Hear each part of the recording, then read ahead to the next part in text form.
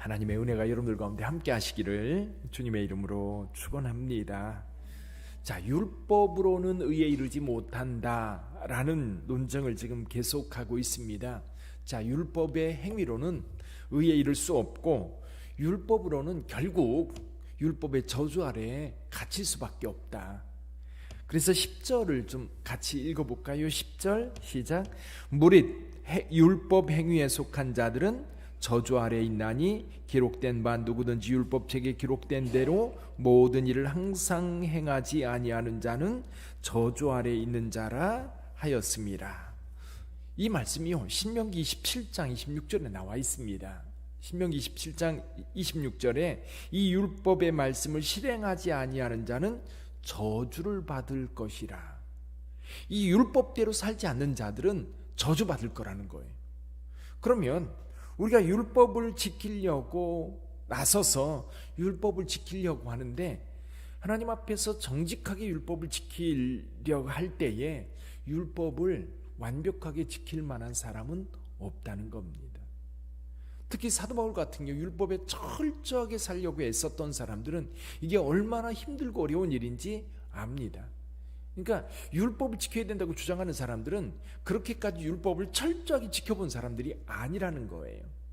그러니까 하면 된다, 난 이만큼 했다, 그것만 가지고 사람들에게, 특히 이방인들에게 자랑하면서 율법을 지켜야 된다고 주장을 하는 겁니다. 그러나 사도 바울은 그냥 율법이 저주 아래에 있다, 우리를 저주 아래에 가둔다, 그것을 하나님의 말씀 신명기 27장에서 분명하게 제시를 하고 있습니다.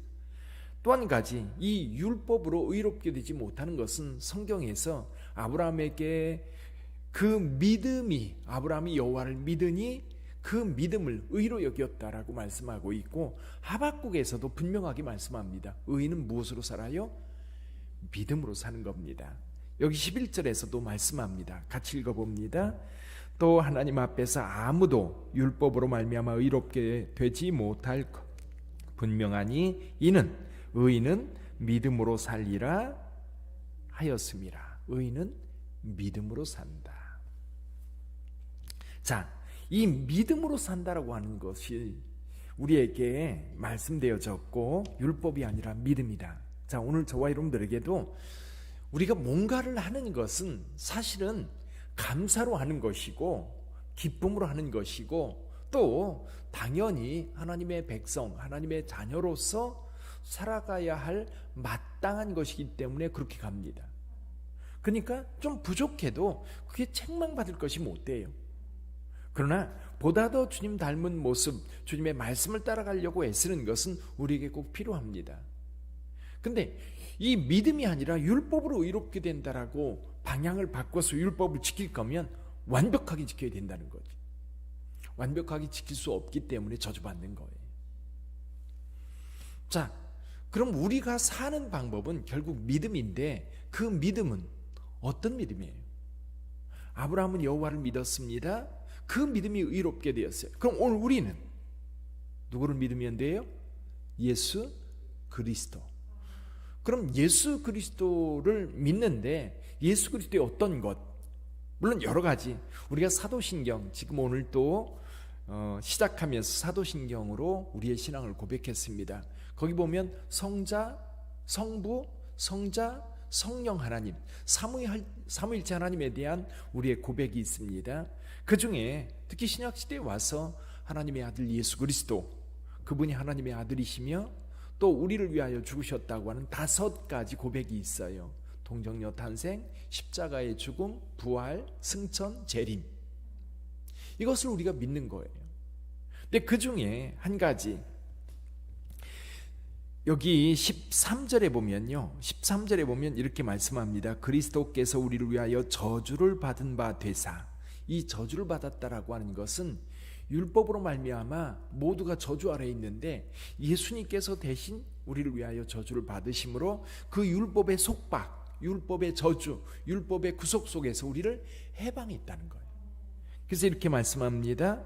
율법의 저주에서 우리를 속량하셨으니 기록된 바 나무에 달린 자마다 저주 아래에 있는 자라 하였습니다. 예수께서 나무에 달린 거예요. 나무에 달려서 이 율법의 저주로부터 우리를 해방해 주셨다는 사실을 우리가 믿음으로 받아들일 때 우리는 그 율법의 저주로부터 해방되고 자유케 되는 겁니다. 자, 이 믿음이 유대인들에게만 주어진 게 아니에요. 아브라함에게 이미 아브라함을 통해서 모든 민족이 복을 받을 거라고 창세기에 이미 기록되어 있는 거예요. 근데 나중에 생긴 율법이 이전에 하나님께서 아브라함에게 약속했고 아브라함에게 말씀하셨던 그 말씀을 무효화시키는 게 아니라 여전히 살아있다라는 거예요. 그러면 율법이 왜 생긴 거예요? 인간이 워낙 이 악하고 또 불의하고 잘못된 길로 가니까 최소한의 경계선을 정해놓은 거예요. 그러니까 율법을 지키려고 하지 말고 그 전에 아브라함에게 말씀하셨던 그것을 믿음으로 예수 그리스도께서 오셨을 때 다시 한번 확인하는 거예요. 그래서 이렇게 말씀합니다. 16절에 보면요, 이 약속들은 아브라함과 그 자손에게 말씀하신 것인데 그 이후에 자손들이라는 말을 쓰지 않고 내 자손이라고 말씀하셨다는 거죠. 그것이 바로 예수 그리스도라고 사도 바울은 해석을 합니다. 그래서 사실은 그 예수님을 믿는 믿음을 통해서 우리는 아브라함과 또 구약시대의 역사였던 그 역사들을 통해서 그리고 예수님이 오셨을 때에 그리고 예수님 승천하신 이후에 제자들이 성령을 받는데 오늘 그 받은 복을 두 가지로 이야기를 해요. 그 복이 어디 나오느냐 하면 14절에 나옵니다. 같이 한번 읽어볼까요? 이는 그리스도 예수 안에서 아브라함의 복이 이방인에게 미치게 하고 또 우리로 하여금 믿음으로 말미암아 성령의 약속을 받게 하려 함이라. 두 가지 복을 우리에게 주셨어요. 하나는 아브라함의 복. 이 아브라함의 복은 이방인들이 구원받는 거예요. 이방인들이. 그러니까 아브라함에게 하나님께서 약속하셨지요. 너로 하여금 모든 민족이 복을 받을 것이다.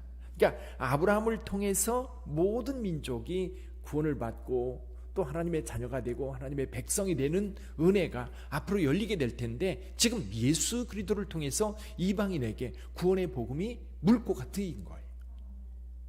아브라함의 복, 이것은 하나님께서 아브라함에게 주어진 많은 축복들이 있습니다. 그 축복과 함께 여기 아브라함의 복은, 여기서 말씀하는 아브라함의 복은 이방인들이 하나님을 믿고 하나님의 자녀가 되는 그 권세를 얻게 될 계기가 누구를 통해서? 예수 그리스도를 통해서 지금 그 복이 주어진 거예요. 또 한 가지는 예수를 믿을 때 뭐가 주어져요? 성령이 주어지는 겁니다. 여러분, 예수를 믿으면 성령을 선물로 받게 되는 줄 믿습니다. 성령님은 어떤 분이에요? 왜 성령님이 선물이죠? 성령님이 선물인 이유가 뭐예요? 성령님은 보혜사라고 그랬어요. 요한복음에 보면 보혜사는 헬퍼예요. 옆에서 우리를 도와주려고 늘 지키시는 분이에요. 우리가 구하면 채워주시고 도움을 요청하면 언제든지 우리를 도와주시는 분. 우리로 하여금 예수님의 가르침을 생각나게 하시고 또 때로 우리가 혼란스러울 때 가르쳐 주시고 악한 것으로부터 보호해 주시고, 하나님께서 성령님을 우리에게 선물로 주신 것은 그 성령님이 우리와 늘 동행합니다. 여러분, 하나님의 백성들이 누리는 가장 큰 복은 하나님께서 함께 한다는 거예요. 하나님께서 함께 하신다. 오늘도 함께 하시는 거예요. 그래서 여기 두 가지 복, 아브라함의 복과 성령의 약속, 즉 성령을 예수를 믿는 자들에게 받게 되었는데, 지금 여기 이 갈라디아서는 누구에게 쓰고 있어요? 이방인들에게 쓰는 거거든요. 갈라디아 지역은 이방인들이란 말이죠. 이방인들에게 이 말씀을 쓰면서 이방인들이 지금 받은, 예수를 믿는 자들이 받은 은혜가 두 가지였다. 아브라함의 복과 그리고 성령. 아브라함의 복은 그들이 하나님의 자녀가 되는 권세가 이제 열렸다는 겁니다. 그러니까 아브라함으로부터 예수님 시대까지 약 2000년 동안 계속해서 하나님은 준비해 오시다가 아브라함의 자손이라고 말씀하고 있는 그리스도를 통해서 이 복음이, 이 아브라함을 통해서 주어진 이 복이 이방인들에게 열리고 또 저와 여러분들에게도 열린 줄 믿습니다. 오늘 저와 여러분들 역시 이 아브라함의 복 다른 게 아니라 우리가 하나님의 자녀가 되었다는 거예요. 하나님의 자녀가 되었으면 권세만 있는 건 아닙니다. 분명히 하나님의 자녀, 영접하는 자, 곧 그 이름을 믿는 자들에게는 하나님의 자녀가 되는 권세를 주셨단 말이죠. 그 권세뿐만 아니라 여러분 세상을 살아갈 때 하나님은 늘 이 성령을 통해서 우리를 도우시고 이끄신다. 오늘 그 은혜를 다시 생각하시기를 주님의 이름으로 축원합니다. 그 복을 오늘 또 누리세요. 또 한 가지는 여러분 이 복을 알지 못하는 자들에게 전해주는 거예요.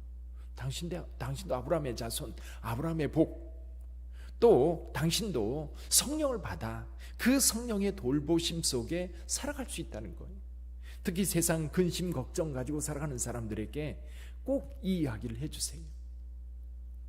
하나님께서 예수 그리스도를 보내서 당신을 사랑하고 있고 당신은 하나님의 자녀로 부르고 있고 또 당신을 하나님께서 도우시고 축복해 주시려고 성령님이 곁에 계신다는 사실. 그래서 그 은혜를 나만 누리는 게 아니라 우리 자녀들, 우리 형제들, 우리 아파트에 같이 사는 사람들, 우리 이웃들이 그 은혜를 알고 또 그 은혜 가운데 감사함으로 기쁨 가운데 살아갈 수 있는 것, 이게 바로 하나님의 자녀된 복이죠. 오늘 그 복을 누리시기를 바랍니다. 오늘 하루를 시작하면서 저와 여러분들이 오늘 하루라고 하는 이 좋은 날 우리 하나님께서 주셨어요. 이 좋은 날 우리 하나님께서 주신 이 날이 참으로 복된 날 되어야 되는데 어떻게 복된 날 될 수 있을까? 욕심 따라가면요 고통이고 아픔이고 누군가에게 또 상처를 주게 되고 나도 상처를 받아요. 그런데 성령의 인도하심 따라서 하나님의 자녀로 살아간다면 어디에 있든지 복된, 어디에 있든지 행복한, 어디에 있든지 능력으로 살아가게 될 줄 믿습니다. 그리고 오늘 중보기도할 때 여러분의 자녀를 위해서 또 여러분들이 기도하다 보면 여러분 주변에 어려움을 당하는 사람들이 있을 겁니다. 그분들이 생각날 거예요. 그분들을 위해서 중보기도해 주세요. 그분들이 오늘 또 성령의 도움 따라 성령의 인도하심 따라 산다면 그들도 하나님의 은혜를 깨닫고 또 그 고난 속에서 우리 주님을 바라보게 될 거예요. 그 은혜가 오늘 저와 여러분들을 통해서 나타나기를 주님의 이름으로 축원합니다. 기도하겠습니다.